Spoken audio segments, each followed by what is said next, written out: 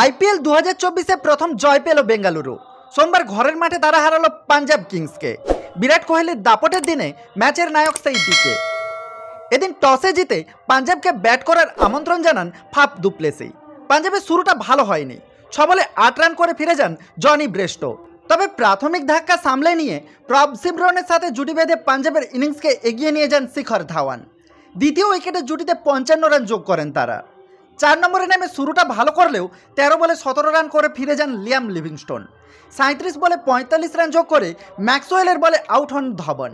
Sam কারেনও প্রত্যাশা মতো performance করতে পারেননি। শেষ দিকে শশাঙ্ক সিংয়ের 8 বলে 21 রানে ভর করে স্কোরবোর্ডে 176 তোলে পাঞ্জাব।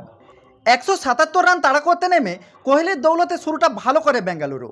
তবে তৃতীয় ওভারেই প্রথম উইকেট হারায় তারা। কার্গিসো রাবার্টের বলে আউট হয়ে ফেরেন ফাফ দু প্লেসি। 3 নম্বরে ব্যাট করতে নেমে দ্রুত ফেরেন ক্যামেরুন গ্রিনো। এরপর রজত পাতিদারের সাথে জুটি বেঁধে 43 রান যোগ করেন বিরাট কোহলি। আজকেও ব্যর্থ হন গ্লেন ম্যাক্সওয়েল। 16তম ওভারে হর্ষল প্যাটেলকে তুলে মারতে গিয়ে ডিপ ব্যাকওয়ার্ড পয়েন্টে ক্যাচ দিয়ে ফেরেন কোহলি।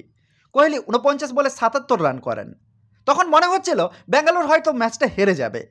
পরের ওভারে আবার আউট হয়ে ফেরেন অনুজ রাওয়াত।